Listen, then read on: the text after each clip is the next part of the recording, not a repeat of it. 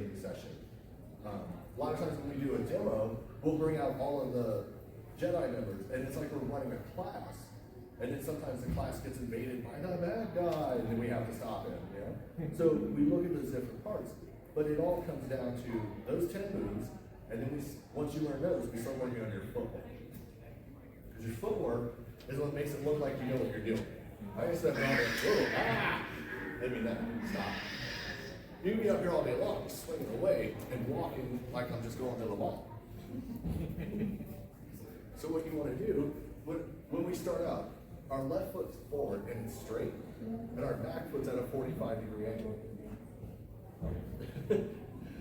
When we move, we have different ways we move. There's a basic step drag, which is your basic advance you'll see in like normal fencing and collegiate fencing.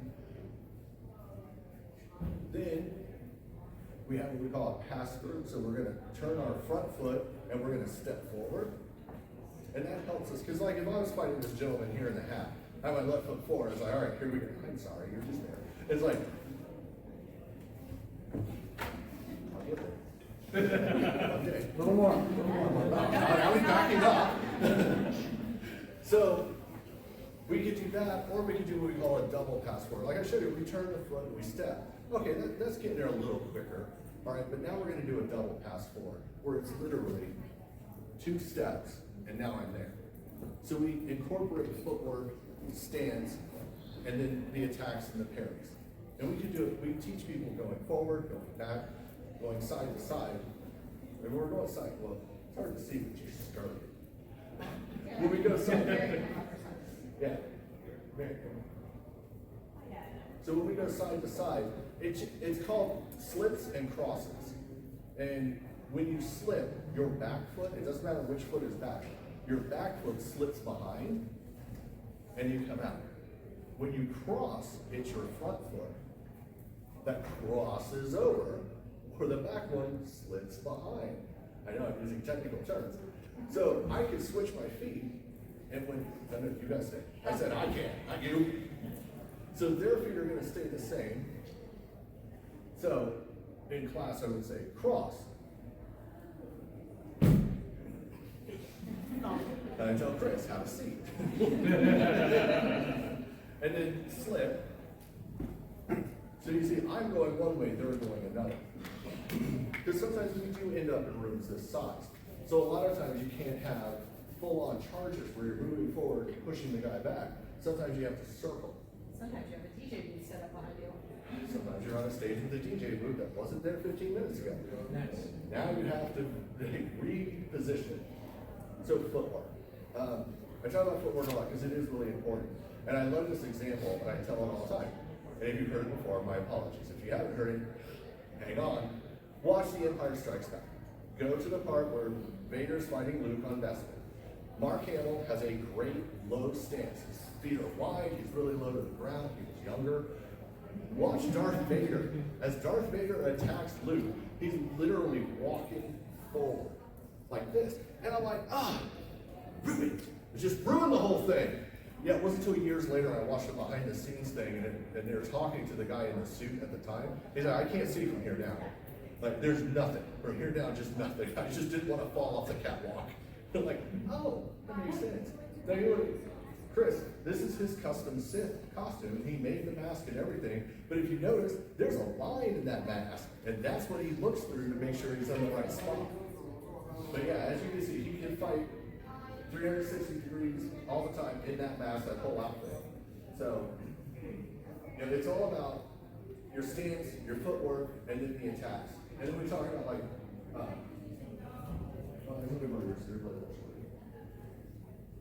so with 2 sabers, and if you get ultra sabers, like these are the same size all the way around, so you can get a connector and you can actually make it a staff. I did not bring a connector, which I'm now sad. But when you're doing 2 sabers, you can still do the 1 through 10.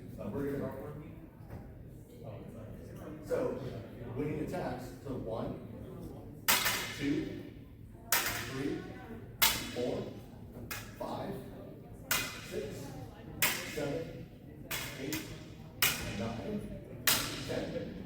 So we can do it with 2 sabers at the same time. And that's one way. The other way is I'm now gonna cross. So when he attacks in one, I'm gonna come in here with my right hand. Left, right, left, right, left. So there are different flavors. Okay, put it in. When you block, there's a couple ways you can block, but this actually lends to a nice disengage where you can just pull both away and it throws it back.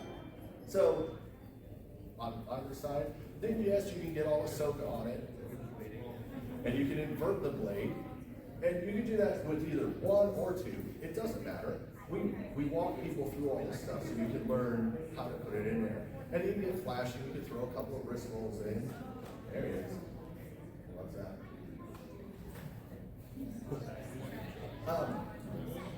I always have to be reminded of this, and I'll say it now. Questions. Anybody have questions about stuff we're talking about? If you do, just throw your hand up. Yes? You said the reverse blade stance. Is that like one of the harder ones to pull off? Well, it's not so much hard, it's just one of the things like we talk about, like when I'm attacking and defending, I have this much space to do it in, but when it's a reverse stance, it's now all up here. So when like if he attacks in one, I can still, just block like this. Two, I can just roll it over. But when you start talking about like 3 and 4, that gets weird. It's kind of like so while we work through something, it's like, okay, me and Chris are going to do a fight. He's going to win. Attack 3 times, I'll attack 3 times, So he comes in, he throws 3 shots, then I'll throw 3 shots, then we kind of just go back and forth. I'll be honest, being real with y'all, most of the fights we do are going to start just like this. What do you want to do? I don't know, what do you want to do? That's how it goes. And then you start building. But sometimes we'll just fall back to that, just 1 through 10. Let's just walk through it. We've had, okay, we're going to go do an event. We have 3 fights lined up. Cool. Somebody drops out. We're doing 1 through 10. I'm going to do my fight. You're going to do your fight. We're going to do 1 through 10. And 1 through 10 is a perfect fight. It's also our basic kyle. It's just that practice. 1, 2, 3, 4. Back and forth, back and forth, back and forth. When we started, like how did I get 2? When we start with our left foot forward, and we step back. 1, 2, 3, 4, 5, 6, 7, 8, 9, and I'm in the hall. We start left foot forward, we work our way back. When Stephanie and I run our fight, we actually start right foot forward because the first attack is on 2. And the general rule, see the hand motion, general. When you attack, you move forward. When you defend, you move back. We do that sometimes just so the audience can get a better grasp of who's doing what. I had 2 guys, every time they wanted to attack and defend, they just like rammed into each other. And it's like, guys, who's doing what? Like, let's figure this out. Also, you don't want to get too close because then you end up with little T-Rex arms and you can't swing the lightsaber properly, You want to get out of here. Now, we can do these same 10 moves one-handed because it's funny. It's on YouTube. You can just search for it. There's I think it's called The Evolution of Lightsaber Combat. I think that's what it's called. You can find it on YouTube. And they talk about George Lucas's vision. Like way back in the first Ralph McQuarrie paintings, stormtroopers had lightsabers. As a matter of fact, that cylinder on their lower back is supposed to be the lightsaber sheath. So as they pulled it out, it would turn on. And they had shields. And they're like, man, that's expensive. All right, only one guy gets a lightsaber. And George said to the actors, because Sir Alec Guinness and David Prowse, nobody's ever done this. Like, this is fantasy.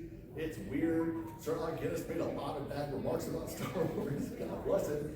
But George said, look, the lightsabers weigh, when they're ignited, they weigh like 60 pounds. All right? You have to hold them with both hands, and that's how they fought. If you watch episode 4, A New Hope, you will see that they constantly have both hands on the blades. Very rarely does one hand come off. And a lot of the fighting is right here with very small circles. You know, and then a couple of hits. They're using proper sword technique for fencing and stage combat. And then when we got to episode 5, The Empire Strikes Back, they're like, we need to speed this up. It needs to go faster.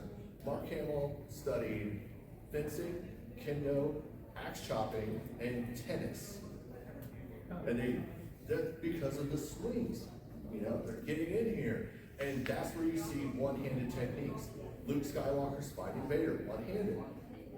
Episode 6, Return of the Jedi, much better fighting. And then nothing for like 30 freaking years. And then we get the prequels. And oh my God, when the second blade extended, I think I died. And when I came back, I started watching the movie. That lightsaber fighting just set the bar. And we're like, okay. And what's funny is that you fast forward to The Force Awakens, and I remember watching The Force Awakens for the first time, and I'm watching lightsaber fighting, and I'm like, ooh, real good, real good. And I couldn't figure out, other than some weird CGI trick, how they got the blade to glow on her face, like Rey, like in the snow. It's holding like that's a really cool effect. No, they're using these. They are using this same style of lightsaber in The Force Awakens. In The Force Awakens, I don't want to keep saying A. And then now fast forward one more time, Ahsoka, right? When she appeared in The Mandalorian, she's using NeoPixel blades, which is a string of LED lights, and when she turns it on, it runs up, it runs back, and I'm like, it's funny because we were actually using that before the movies were using it. And now the television and the movies are using the same technology, and we're using the same stuff, and we're building fights the same way they're building fights. I watched the fights and I'm like, 7, 5, 4, 3. Those are the same, because this is the same stuff we teach, like almost all stunt guys. You know, it's our target zones. It's the most important part. 1 and 2 is from the shoulder to the hip. 3 and 4 is the hip down to the leg, near the foot. 5 and 6, again, are the head to the shoulder. That little chop right here, we're going to chop the head off. 5 and 6. 7, straight up and down for the head. And I tell people, it is straight up and down for the head. Some people, actually put your backs down. Some people are afraid, and they'll come over here to throw that strike. Which everybody over here, and everybody over here is okay with it. But you guys see, I'm not going for him. I'm out here. There's no danger to him. So we do attack straight down for the head. When we stab, we're stabbing at the bottom. Luckily, they're not real. They are just plastic. Does it hurt when you get hit by it? Yes. Is it going to kill me? No. Not unless you strap it to a car and hit me with it. But safety is important. All right? We're not out there hitting one another. We're not doing it for points. There's a group called the Saber Legion, and they put on armor and they go whack each other and they do it for points. You know, we are doing it for entertainment. We like to do choreography and build fights. But it's also not only that.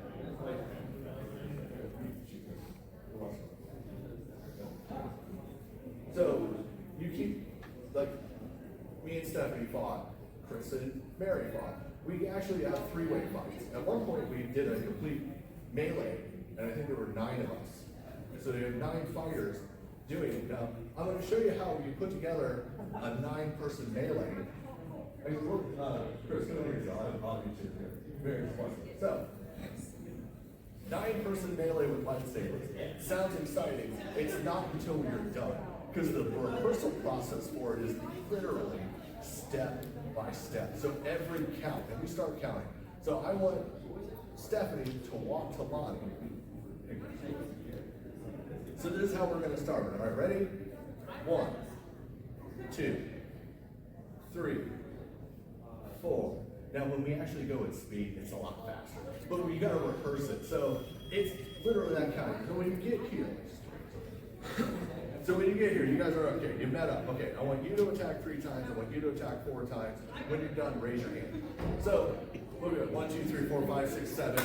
Then they go 8, 9, 10, 11, 12, 13, 14. Then they stop. They raise their hand. Now, while this is happening, I'm over here with Chris, and we're fighting. But I'm like, when did you guys stop initially? 5, cool. At 6, you and I need to stop fighting. So we start at 6, they start at 5. This is how you build a whole melee. Now, has anybody been to the Renaissance Festival? Have you seen the melees on the chessboard? Yeah. 32 people. 32 people, all coming together, all fighting, and it's done this way. And I will tell people, God bless their little hearts, if you come together and I say, okay, you two are going to get together. When you get together, just stop and hold up your hand and remember what number you stopped on. Because when we're like, I work with them, what number did you stop on? 7. Are you sure? Reset, and then we'll go again. And that way I know, okay, at 7 they stopped, at 8 he stopped, at 12 he stopped. I need to make more. And then we keep going until we get people out of the melee, either by death or wound, or they run away, whatever. And we did it with 9 people with lightsabers, and that's a lot of fun. That's a lot of lightsabers. But it's a process. Everything's a process. Like, I know some people are like, I've had 13 years of martial arts. I can go do lightsaber combat. Stop. Relax. Let's teach you these 10 basic moves. Let's go through them a couple times, and then let's start creating. That's what it comes down to. Rehearsal, rehearsal, rehearsal, rehearsal. Yeah. Oh, I'm sorry. This is my downfall. I talk excessively. Questions about the choreography, questions about the weapons, anybody questions? Yes? How difficult is it for the saber staffs? It's not bad because it's the same 1 through 10, except, let me just hold this, it's gonna look weird. But it's the same, so you start on the odd number, so you're like 1, 2, 3, 4, 5. It's the same thing, I feel like I'm rowing. Like a hat, okay. Yeah. And when you're defending with it, again, it's the same thing where, you know, like I said, I can't do this more. The hardest part about staff fighting is that normal staff fighting, I will use the entire staff as the weapon. A wooden staff, I'm all over that thing as a weapon. With a lightsaber, you got about 18 inches. That's it. Because once you do this, you've ruined the show. You can't say I got a Beskar hand. But when you're defending, you know, it's basically, it's 1, 2, 3, 4, 5, 6, 7, 8, we sweep it away, and then 9 and 10, it's the same way. It does look like you're kayaking, but it's the same thing. And then you can, you know, like, God bless Ray Park, that man can flip and twirl and all the other stuff with it. So that's why you want to make it, you know, flashy. You want to get the spins in there, and it's just the target zone. So long as you're getting into that 1s and 2s, here and here, here and here, you know, that's why you million bucks easy. But like they, you know, we have some vertically challenged people in the world, and they're shorter. So you have to adjust your swing to their height. Because I'm like, Chris is like 6 foot something, but fighting Stephanie, you know, he's not attacking at his shoulder height, he's attacking at her shoulder height. So you gotta adjust for that. Same thing with the staff. We're coming in here. Boom. Doesn't matter. You know, you wanna just keep it at her height. So when she attacks me, I know she's not attacking me here, she's attacking up here. So, but with staff, it's not hard. It just takes practice. We have a couple of, for practice sake, we have some wooden dowel rods that we've taped 18 inches off right in the middle, so that you can practice with those and hit them hard and not have to worry about it. Other questions? Yes. What do you think about Anakin's fighting style? Like, is that hard to imitate in like the shows? No, it's really not. We had like you can pretty much mirror any of the moves they did in there. We could pull them off. Somebody asked us one time, we were at a convention called Necronomicon, and someone's like, well, what's the difference between the Sith and the Jedi? And I'm like, canonically speaking, a lot. But in this, it's just how the character acts. Like when we have our Sith characters, you know, we fight in a more aggressive style, and we'll do things that are dirty. You know, we're gonna get mean about it. The Jedi try and stay calm. And when you really, if you watch Mary fight in any of her fights, she doesn't stop smiling. never. It's like, stop smiling. She's like happy. She is very happy, you know. But it's a character thing. So when you're imitating Anakin, depending on which side, is it when Anakin's fallen? Is it when Anakin's still a good guy? Because there is a difference too in that. When you watch it when he's fighting in episode 2, he's still kind of light. He's kind of quippy. He's kind of happy, you know. I'm defending Padme, Now he's choked Padme and he's mad at Obi-Wan. Totally different look for him. And we convey that through the character. And that also can come from the stance. You know, because there's, you know, you just stand there like this, but then there's this. But then when you want to get in, you're like, you know, it's just how your character brings it out. And as a director, and we have fight choreographers as well. I don't do every fight, but I choreograph and direct fights, or one of our other people is doing it. Here, sorry, no, good enough. Keep going. Yeah, if you guys could just scoot back just a little bit, we don't want you to get in So, the swinging zone. characterization is a big part of it. And with Anakin, he was happy-go-lucky for a long time, and then he fell to the dark side and just got angry. What's the tale? Yeah.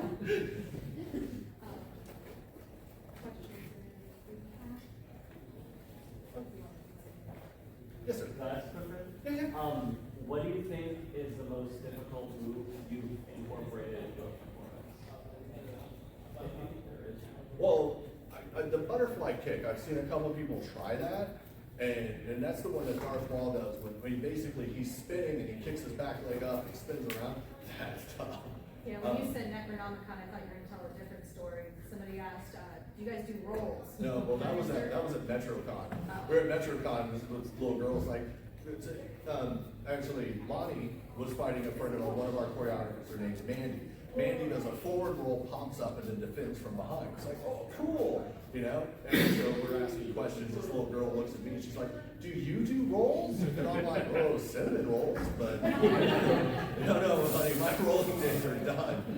Yeah. If I fall on the floor, just call 911. I think the hardest move to incorporate is different for every single person. Like Mandy is spry, and yeah, and she's like, Fritz, and there you go. Yeah, Maybe or Chelsea one is guy, still Eddie, walking. he was like, Oh. down here, it's like, oh, my knees, I'm old. Yeah, and we, you know, and a lot of times, like we'll choreograph stuff, and if it's not working, because like one of our friends had to have shoulder surgery, and she's like, I can't do this move. We're like, cool, scrap it, whatever, let's find something else. Yeah, so physical limitations, it doesn't matter, like I was talking about with her height, you know, or somebody's girth, it doesn't matter. You can be old and fat and still have fun and do this. You can be young and spry, you can be short. What? I'll allow it. I'm not that short. We do. We're like on average, low average. But I mean, it's a lot of fun, and we can teach you, we can work with you.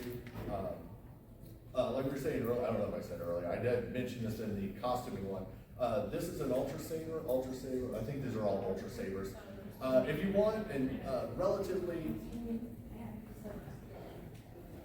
a saber that's durable and relatively, you know, not gonna cost you an arm and a leg, Ultra Saber. Go get a simple one. It also depends on what you want to do with it. Like if you want one that's just no sound, you can get those pretty cheap. If you want one with sound, if you want upgraded lights, $500-600. You know, I've seen sabers ungodly amounts for like $2,000, $3,000. We don't use those. We use the ones we can beat up all day long. Any questions? Other questions? Yes. What are your favorite lightsaber styles for each of you? Canonically speaking, I do like Mace Windu style, because Mace Windu style, canonically speaking, is the closest to the dark side you could get without actually going over. So it's very aggressive, very forward moving. I like the fact that they have the styles, but there's never been a printed thing that shows what the moves are. I haven't found it yet, but they talk about the philosophy behind it. Like the very first style was the conversion from steel swords for Jedi Knights to laser swords, and then plasma swords, and then finally to the lightsaber. And then style 2, they started incorporating more where they could block blaster bolts, or that's 3, I can't remember. So reading all of the styles and what they're supposed to be for helps give us kind of a roadmap of how we want to do it. Other questions? Yeah. So you know when I believe it was when Anakin defeated Count Dooku, and he like he had that whole sequence where he carries the weapon and he goes into the one like this. Do you guys imitate that in the shows, like finishing moves like that, like executions? Actually, that's a good question. We actually have a rule from Lucasfilm. When we're doing shows and there are kids in the audience, we cannot kill anybody. We can wound them, but we You know, can't if it's kill like them. after hours, adults only, then we can kill anybody we want. Everybody's gonna die. But so when we're doing stuff, and it is also funny because like we can't really, you know, effectively chop off somebody's hand because then I'm doing this. Everybody's like, his hand's right there. You know. But what we could do, like, we'll fix it out. I'll put on a green glove. But what we can do is like a strike to the leg or to the body, and we do this in a glance, like hold on. So as we come through, we're not coming in here. We're gonna hit and we're gonna bend our wrist. We're gonna break the wrist as we pass through. And so we make light contact, and then they're like, my sciatica, I'll be back. You just wait till I see my chiropractor, you know? So, and like I said earlier, I have been hit, or we've all been hit once or twice. I think the worst hit I ever took was right on my knuckle. My fight partner swung, and just like the tip of it just winged it, and I'm like the worst ever. But when we True, there's one time we're practicing, I hit you right in the head. that didn't hurt as much as the hand. It was like, wow. Head stupid, hand hurt, you know? So yeah, so when we contact to the body and stuff, but we also, in lightsaber choreography, we actually incorporate hand-to-hand combat sometimes, and some of the best reactions and stuff you're gonna get is when you're making contact up here in the shoulder area. So we could be fighting, and then I'm going to backhand her, but I'm just laying it right here, and she's turning as it goes on, but she turns her head properly. So when it's done like that, you know, you get the, oh my God, I slapped her in the face. Like, no, that's called a domestic dispute. But we just make contact here, we go. But it's not one where we come in like here, you know. I'm not trying to dislocate her shoulder. It's literally just a brush of the hand. I think in stage combat, the worst ever hit I've ever taken was a slap. But my fight partner cranked back to Cleveland and went right down I-95 and hit me like a Mack truck with her hand. I swear to God, after she hit me, I thought I lost my wallet too. I'm like, I got mugged. To this day, 20 some odd years later, she'll be like, hey, Flinch, she's like, stop it! But that's just a slap. We can incorporate punches and kicks and all kinds of stuff hand to hand, and we can do that because we're seeing it more in the shows. I think one of the coolest lightsaber fights we've been in a while was Reva versus Vader in Obi-Wan. He just basically like, I don't care. He like schooled her without even using his own lightsaber. He kicked her butt, took her saber and stabbed her. I'm like, that's cool. You know? But they also have, you know, special effects where you can, it's like, here, use the force and take the saber. Yeah, works. That's the other thing that's the only thing that trips us up is that we like it's like, oh, I'm gonna use the force and you'll take my savior. And that's right. Oh yeah, the force. But that same force is what allows us to choreograph everything. Because I can't remember this one kid. We got to a fight. It's like, yeah, did you like the fight? And everything. It's like, it looked like you knew when he was attacking you. That's the force. Yes, it worked. His dad's like, but it is. It's all choreographed. You know, we're not doing it, you know, for points. We're not trying to score anything. We're just here to entertain. We only have 5 minutes to well, before they give us. Yeah, they're gonna yell at us in a minute. Hey, questions? Yeah. What's that? How long does it take you to do what would you put on it? Oh, I mean, a lot of us when we practice, we wear gloves anyway, but if you did take a hit, like in the finger or whatever, and just ice it a little bit, so long as you don't fracture or crack the bone, it's fine. You know, it's just something I'll whine about for years. Any questions? But yeah, at our table, we're in the arena over here. So if you come by our table, we have other lightsabers that are up on display. Nothing's for sale. We actually had to make signs because everybody kept asking to buy our sabers. You know, one day I looked at it, I was like, "How much that saber?" I'm like, $3,000.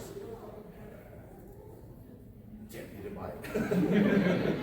You want to offer me $3,000 for this saber? I will sell it. But cash only.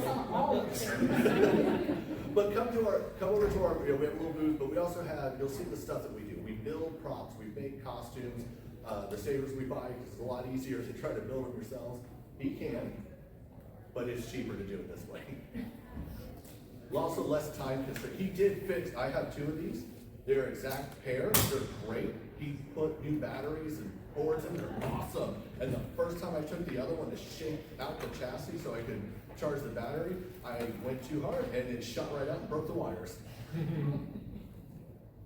Sorry. Thanks, Lonnie. Thanks, Lonnie.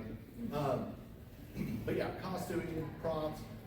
Christopher Allard has done so much for us. He built, 3D printed and built a battle droid. Full 1-to-1 scale. This thing is massive. Come see it. Get your picture with it. But yeah, we have, like I said, we have Han Solo and Carbonite that was built by one of our other creators. He's not here this con. He'll be at MegaCon with us, and we love doing this for you guys. And you know, go to our website, go to our Facebook page. We're always doing events. We're always looking for new members.